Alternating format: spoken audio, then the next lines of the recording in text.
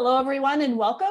My name is Jeanne Gallagher, and welcome to Discover Rising Tides, how the outside makes the inside better, where we explore the importance of the outdoors and maintaining life balance. And through this series, we'll be talking with women business owners to understand their journey. And today, as always, we start with our Healthy Living, Happy Life segment with Denise E Stegall. Hey, Denise. Hey, how are you, Jeanne? I'm excited for today. There's some high energy happening here. We got some energy. We're talking about success. Yes. Denise is an international best-selling author of Healthy Living, Happy Life, a practical path to finding a healthy lifestyle that works for you, and curator of Healthy Living List. And this month's topic is Healthy Living, Happy Life from 3,000 feet, and how planning and organizing leads to a fulfilling life. And today, how success happens with the 3 Ps. Yay!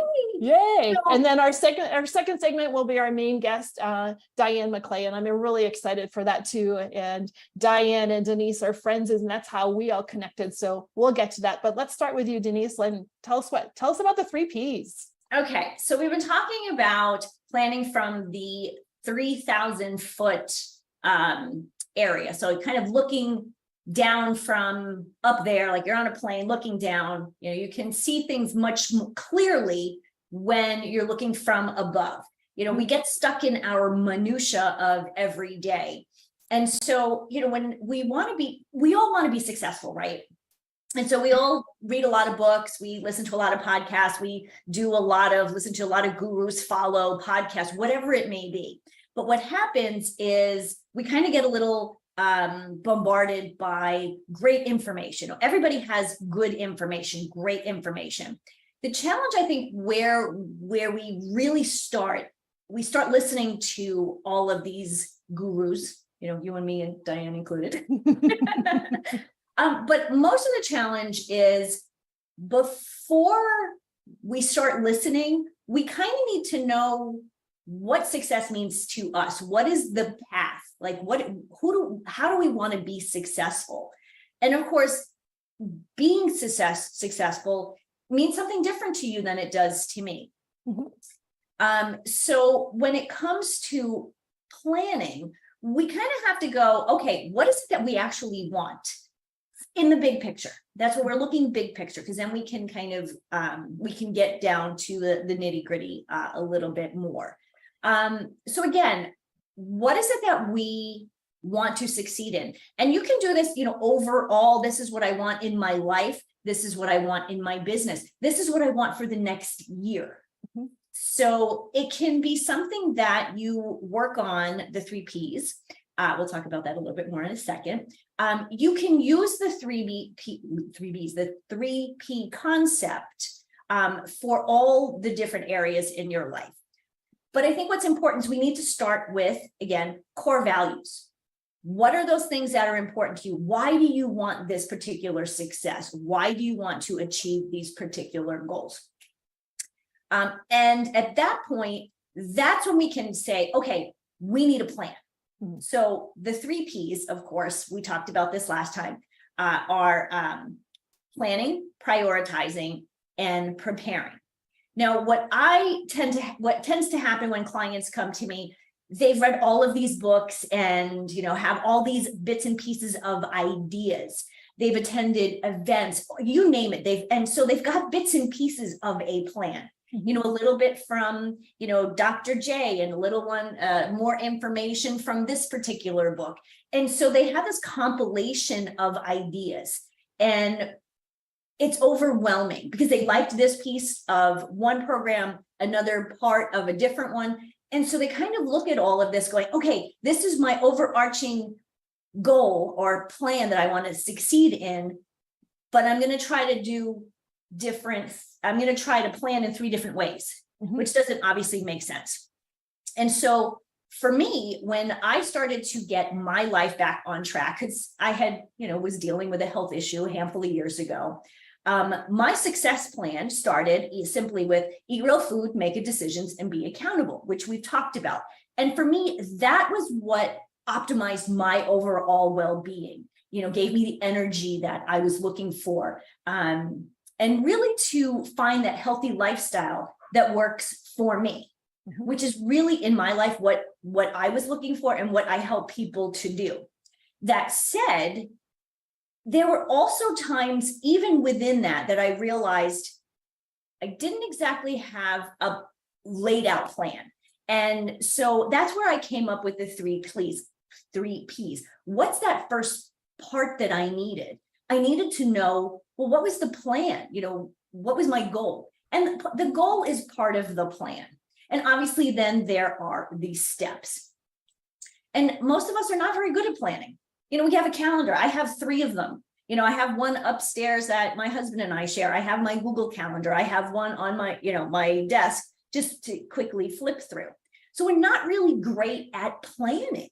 And then what happens is when we face an obstacle or things don't quite work in that pseudo plan, we give up. Mm-hmm. So I know it's always said, a goal without a plan is just a dream. So this is really where we want to sit down and access our inner guru, Mm-hmm. and come to and sit down with a plan. What is it that we want? How do we want to achieve it? What resonates? So I ask you, Jeanne, if you have, what is the next thing you want to succeed in? That question right there is so important, and it's so hard for people to answer, right? And going back to what I'll answer your question. I'm not avoiding much, but going back to what you had said before, if people are going out and getting all this information from all these different sources, and there's just information overload and it's overwhelming, it's easy to go, I have no idea. This seems like such a great idea in the beginning, but I don't remember because I've already listened to 4 other things. And that goal setting piece becomes really difficult. And I think you have to bring it back to simple, easy to understand bits and pieces, like what you just said. I needed to get to a healthy lifestyle. So let's start on a small thing and work towards it. Mm-hmm. And for me, setting goals is hard, but satisfying once you do it, because now all of a sudden you have a focus. Mm-hmm. And it's okay to have goals in different areas of your life. So I have podcast goals, I have personal goals, I have professional goals, and I have relationship goals. But having them siloed, even though it's all me, having them siloed helps a little bit, and but they also each touch each other. Yes. And so 2 things that I think are really important, especially when it comes to that, to creating those goals. Mm-hmm. I love the SMART goal. I love making SMART goals because they're you can write them down and they're right in front of you, that you can keep them right in front of you. That's one of the first things I tell people. Let's look at what that first goal is. Like for me, I want to lose 5 pounds.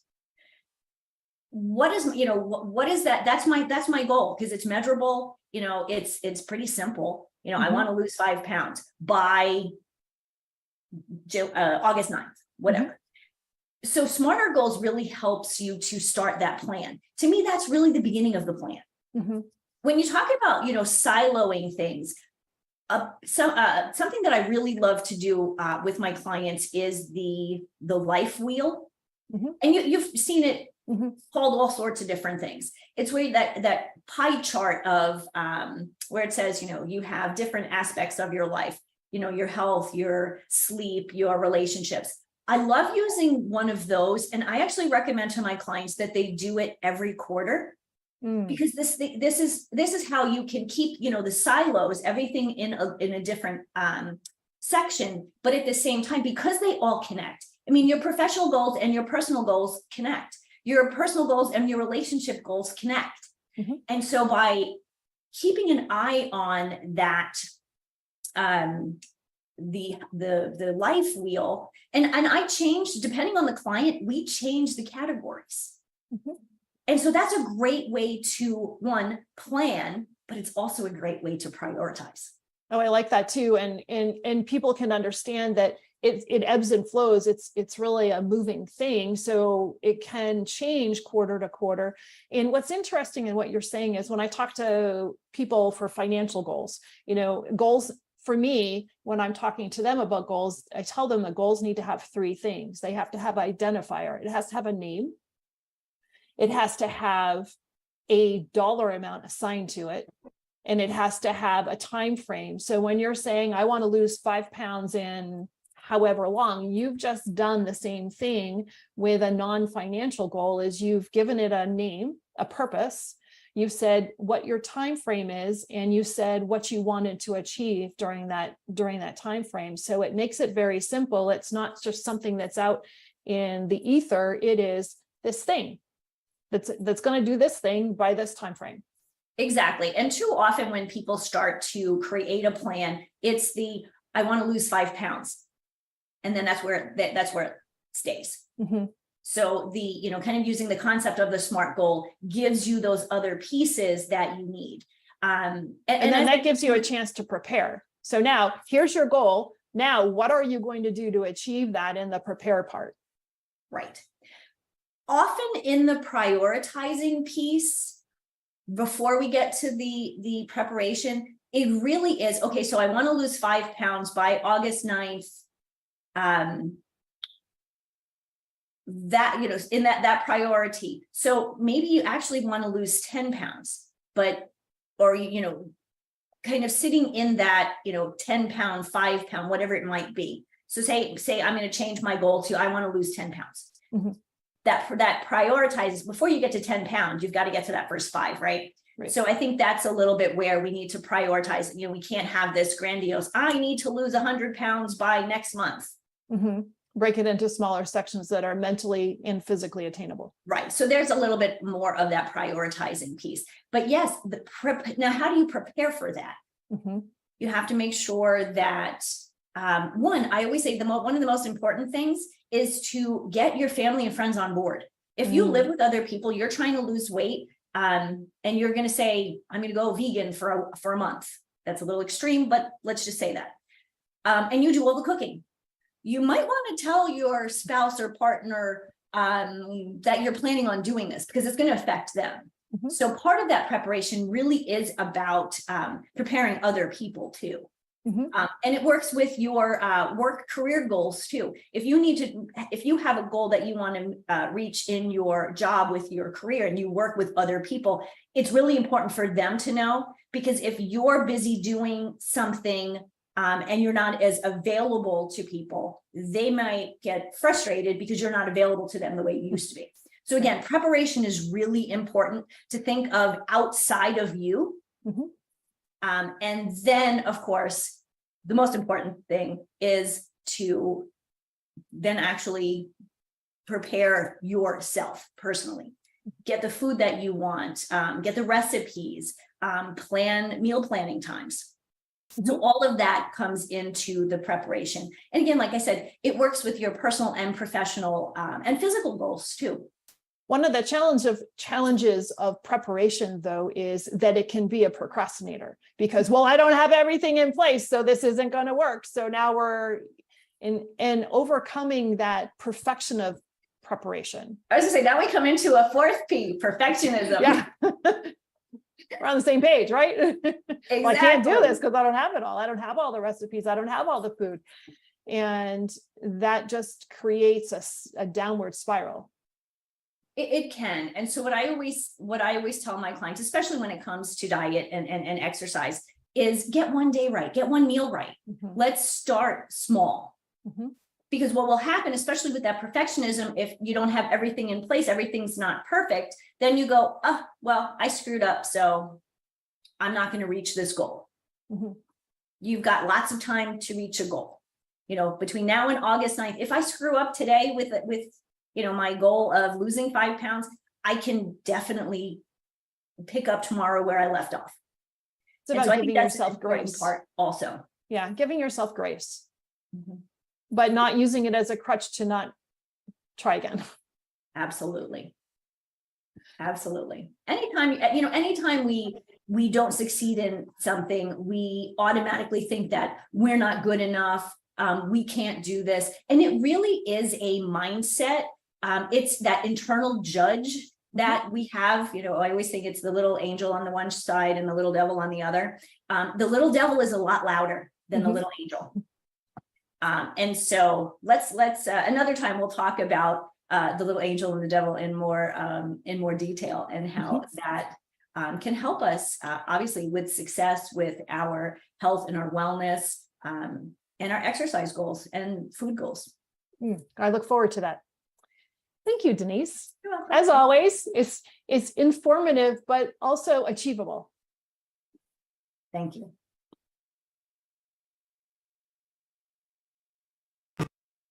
Hello again, and welcome to Diane McClay, our main guest for today. And I'm really excited about this. If you ever talk to somebody you have never met before, and you have a 2-hour conversation that was intended for 15 minutes, you know it is good. So that's what happened to us. And so, Diane, I want to give you a chance to give your bio, and then we'll dive in. Yeah, thanks for having me on the show. For everybody who's listening, my name is Diane McClay, and I'm coming to you from Denver, Colorado. And I'm kind of in the middle of changing how I tell people what I do, because when you make a massive life change, like leaving a job, or maybe leaving a relationship, or moving to a completely different state, there's kind of this inherent rebuilding of who you are. You're reconnecting and reattaching to things maybe you've lost, and you're discovering new things about yourself. So with that very vague introduction, in general terms, I'm kind of an empowering positivity coach, and I have this unique ability to help people see things from a completely different perspective. I was listening to your conversation with Denise about planning and prioritizing, and I'm like, wow, I really need to get better at that. My personality is that I'm very spontaneous. I don't plan a lot. I take advantage of whatever comes at me at the time. And so how do I tell people what I do? I just had a dentist appointment yesterday, and what I do is I ask questions. I ask people to think about shifting their perspective just 1 degree, just a little bit, and consider the 2 important questions: what if and why not? And so in essence, if you're stuck and you don't know, you know that you can't stay where you are, but you don't quite know where you want to be, because maybe you don't have a plan or a priority, or the preparedness like you guys talked about, you want to call me. I'm the person who can just I can listen, and I take a lot of information, and I can sort of filter it all the way down, and then I can redirect and ask some questions that help shift your perspective. And the ultimate goal is to put the power of choice back into my clients' hands, to personalize choice and to empower their personal life journey.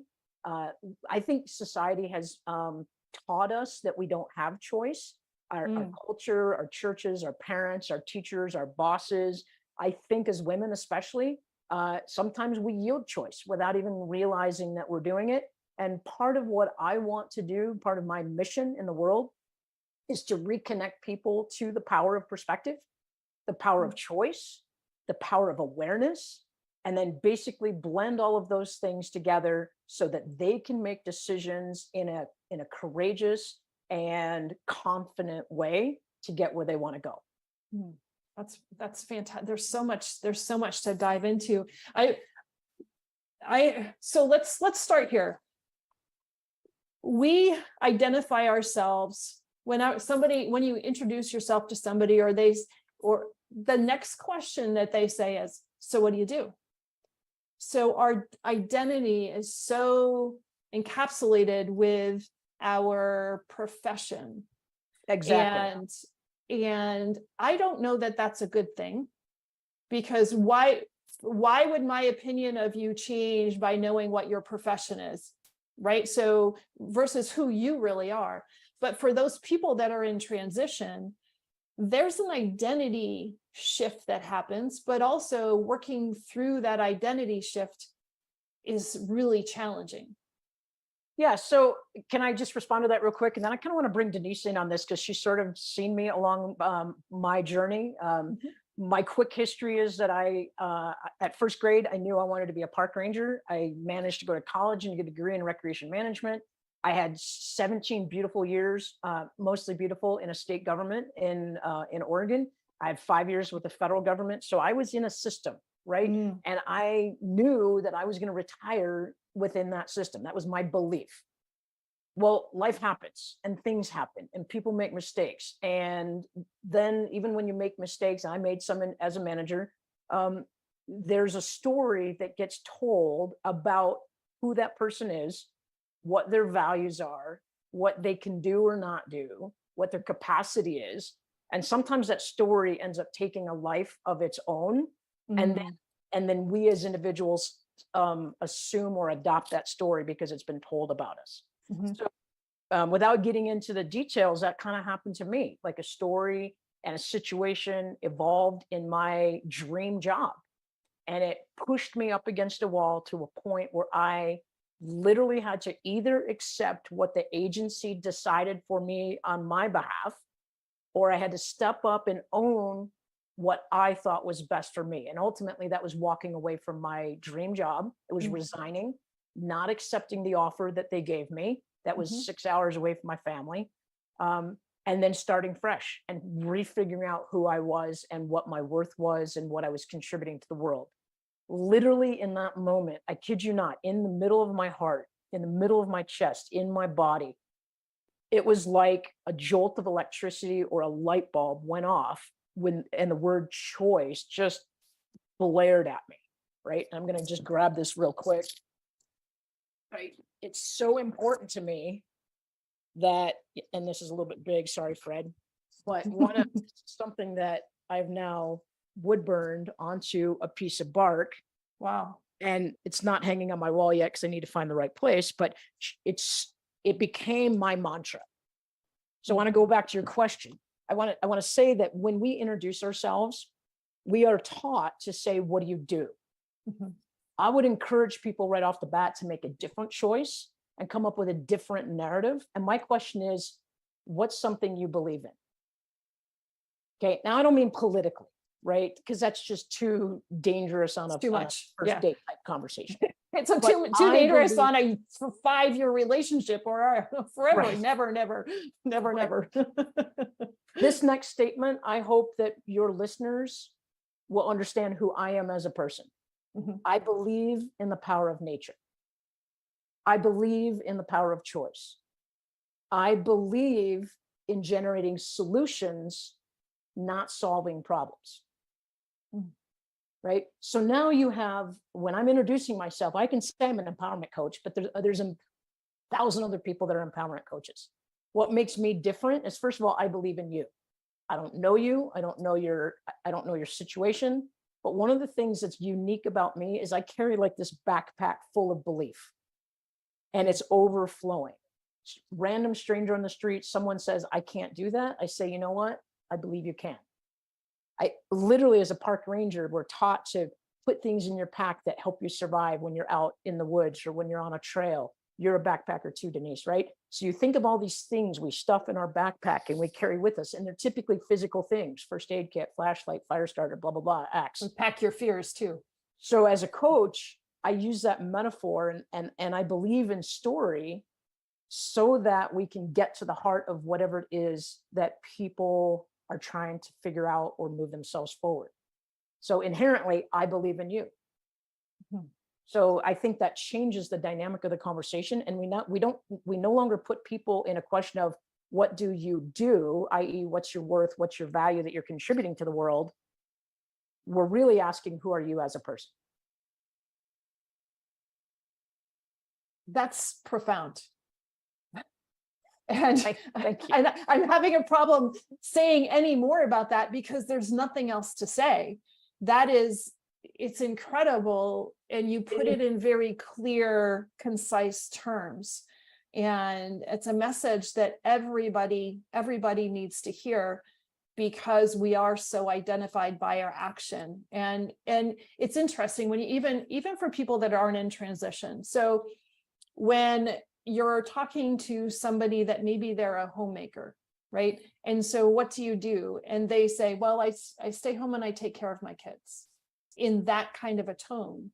And it's like they're not being their job is the most important job in the whole wide world.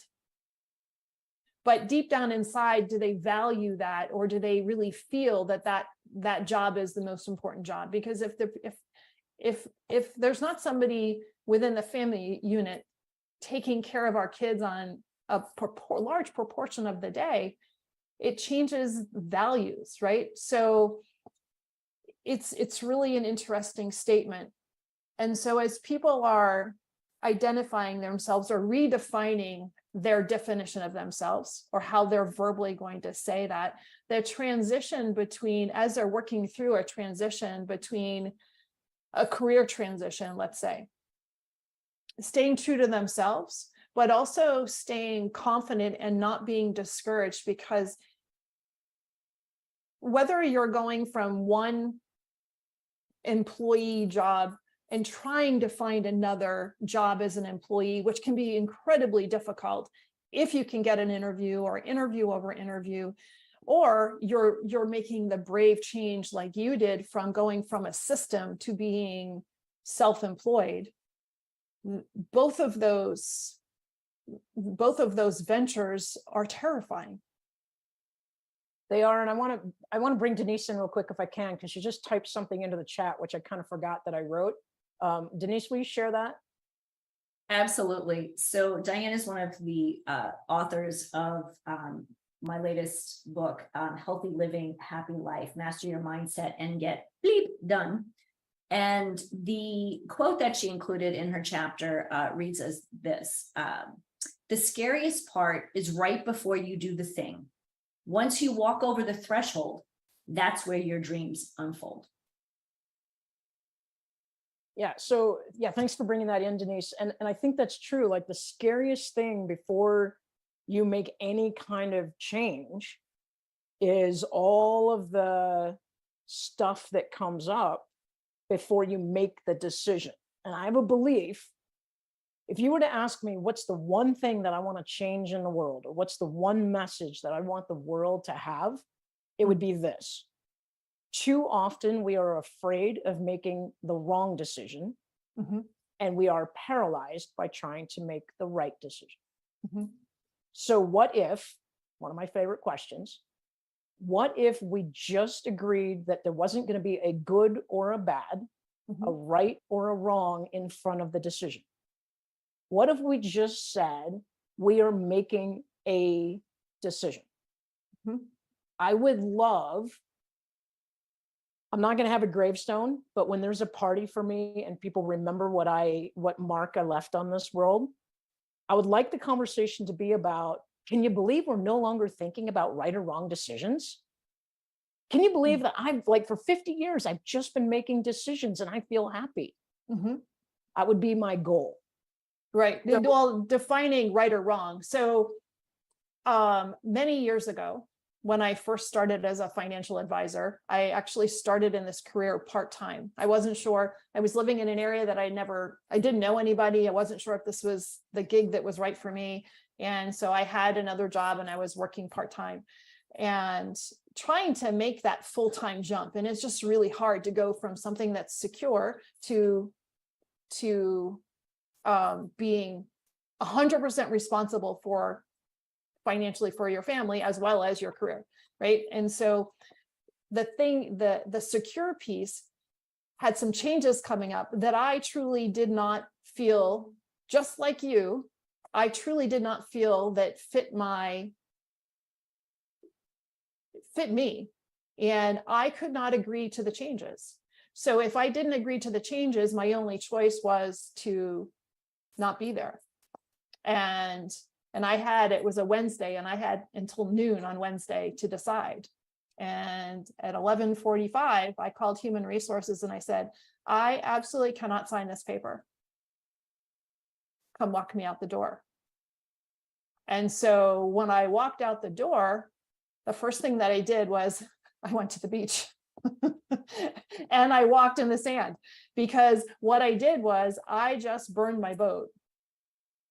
And I was excited and it felt like the right thing. And I was absolutely terrified, but I wouldn't be where I was today if I didn't make a decision right or wrong, I had no idea whether it was the right thing to do.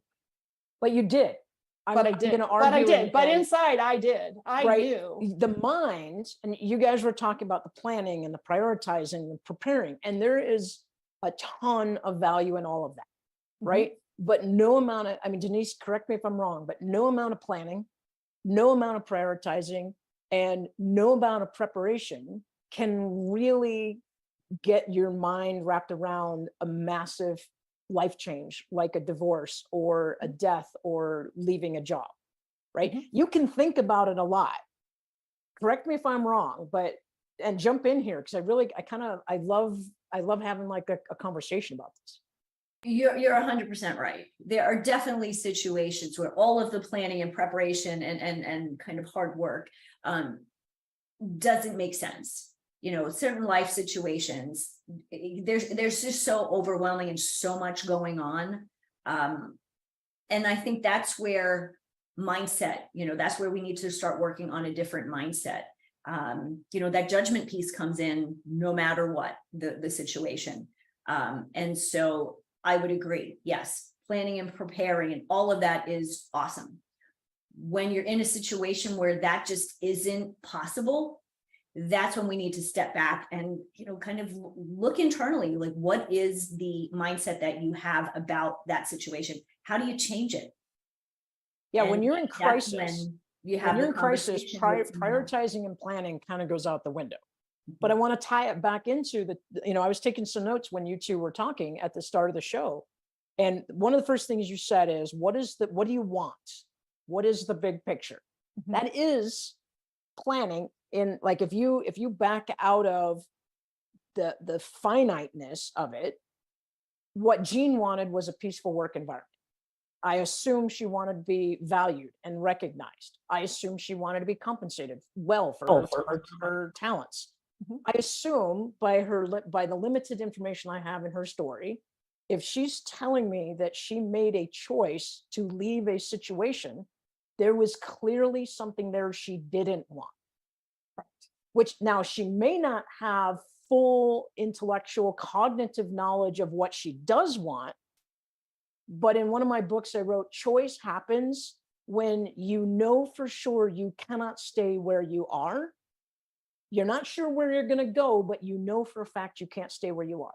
That's where choice and courage come in. But there's also a belief piece too, going back to what you were saying in your backpack. I must have been wearing some kind of a belief backpack at that time, because even though it was frightening, I knew that it was the right choice, even though it was difficult. So and I didn't know what would happen after. How did you know? Let's tell our listeners, because like we're coaches, right? We coach each other. We get coaches. We build support networks around us fairly easily. But for the average listener who may not have access to that just yet, but we're going to tell people how they can get in touch with all three of us. So if someone's like, man, I don't know where I'm going, but I know that I can't stay, how would you define that you knew it was right? And same question to you too, Denise. How did you know that it was right? And how did that give you the courage to step into it? That's a great question, because when this happened, there were no coaches, right? This was long enough ago where you didn't reach out and ask for help. You didn't make tough choices. And there's a gut feeling or an inner essence that happens, and that it's, you can't talk it down. You just know.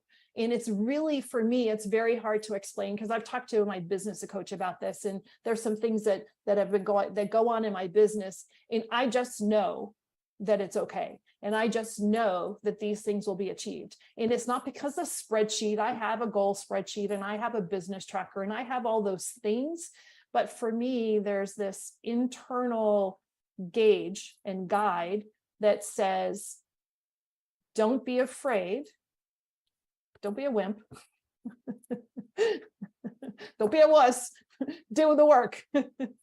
And but what's also very difficult too is communicating that to your significant other, that I did after the fact, not before the fact. Hey, guess what I just did? It'll be fine. You watch. But it's very difficult to convey those inner feelings that you can't put words around yourself and actually tell your significant other that financially, I just made a big change and I didn't involve you, and it's going to be okay. So there has to be some serious trust in the relationship to make that work. Denise, how did you know? How did you, when you made a significant change in your life and you didn't really have the words to express it, how did you know that it was going to be okay, or that you were going to bounce back, or that you weren't going to die? Definitely gut feeling. The situation for me was I had left my job, my apartment, everything that I loved, to move back to New York and be with someone who I thought I was to be with for the rest of my life. And as time went on, I just knew, like, that gut, that things just weren't right. And when I made the decision to end that relationship, it was a gut feeling, but it was more me saying to myself, I want more, I want better, I deserve more, I deserve better. Deserve. Yeah, which comes back to your preliminary statement of what do you want? Why do you want it? And you know, you both said look for easy to understand bits and pieces, right? So maybe our listeners are like, did they really say that? Like, if you take a really big situation or even a little tiny situation and you go to the simplest thing and you say, what is the easiest to understand here? And then you say, how do I feel about that? Do I like it? Yes or no? If I don't like it, how would I rather feel? Right? And then you can, once you know that, so I love how you just said powerfully, Jeanne, I just know. I just know.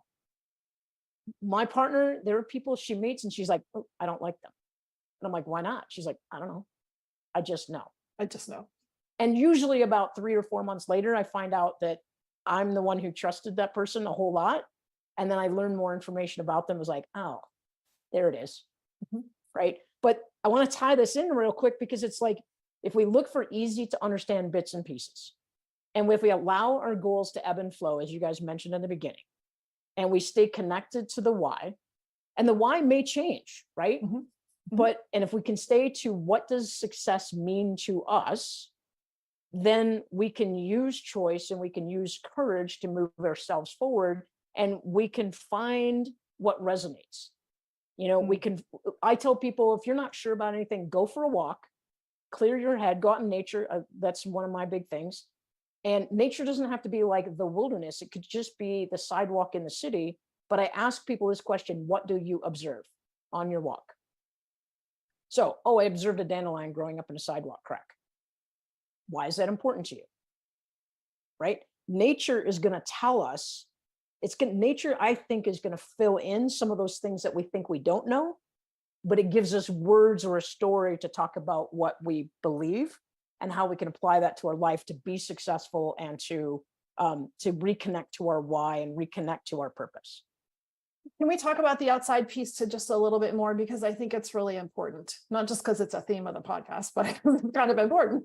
Yeah. Well, I mean, outside in, inside out. Yeah. Right. Yeah. So that removing yourself from the current situation you're in, physically and mentally, and putting yourself into another situation. And like you said, it could be a sidewalk in the city, or it could be the deep woods, or it could be your backyard. Why does that change our thinking? And why does that give us the ability to take a breath and have a better perspective on or a broader perspective on what's going on? I think it's just automatic, to be honest with you. If you make a choice to remove yourself from a situation, whether it's a stressful situation or just the fluorescent lights of your office, you're empowering yourself with choice. You're seeking something different, right? It's why we recreate on the weekends. It's why we travel. It's why we go to a new restaurant. It's why we try to meet new friends, or we try a new activity. I think as human beings, we are designed to grow and to learn. Mhm. And I think inherently we know that we can become stagnant in our own routine. Mhm. And stagnation doesn't invite creativity, right? So let me put it into the positive sense. When you go to a new place, there is stimulus that your brain takes in, both consciously and subconsciously. We attach ourselves to the things that make ourselves feel good Mhm. and empowered and strong. And we also generate awareness for things that make us feel uncomfortable. Mm. And I think we crave that deep down inside. I think as human beings, I think we crave kind of that back and forth. You use the words ebb and flow. Mhm. But to me, when I go into nature, everything becomes simple.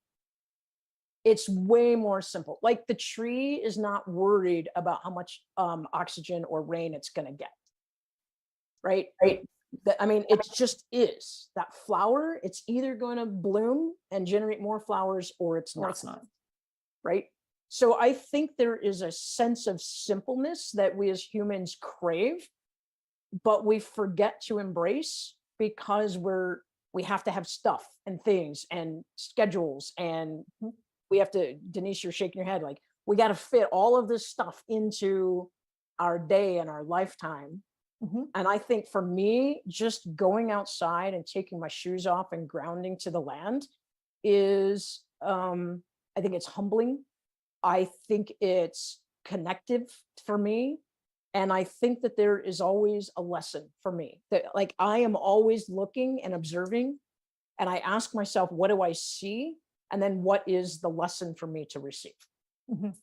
And so in your time as a park ranger, did you see people for any extended time or run into them from maybe when they first got there till after they spent some time outside? And did you see, and if you did, a lawyer never asks a question they don't know the answer to. So I'm asking you, right? So I'm asking this question and you could go, no, I never saw that. And then we'll go on to something else. But did you ever see a difference in how people appeared after they had time to let nature absorb into themselves? Absolutely, 100%. And as a ranger, we would always joke, especially on my big holiday weekends, we would always say everybody who comes into the park, the minute they are driving in, they are under the influence. And we're like, not necessarily of drugs or alcohol, but like they drove too slow to get here. The line is too long. The kid barfed in the car. They brought the right beer, not enough beer, right? Did they pack the hot dogs? Did they pack the s'mores? Did somebody remember the blanket? Like they are bringing all of the crap that they have dealt with all week, all month, all summer, their whole entire life.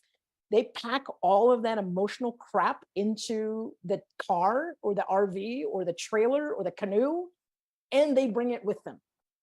And their expectations, it's interesting, you and I are word nerds, and so is Denise, but recreate, RE, meaning to do again, Mhm.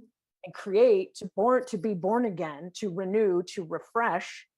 People bring all of that emotional and physical baggage to a different place, and then they expect that that's going to dissipate somewhat by the time they have to return home. Mm. What I mean, and they do. The ornery person who starts out at 4 o'clock on Friday afternoon is not that same ornery person on Monday morning at 8 a.m. when they're breaking the tent down, unless the family doesn't communicate well about whose job is what's happening in the breakdown process.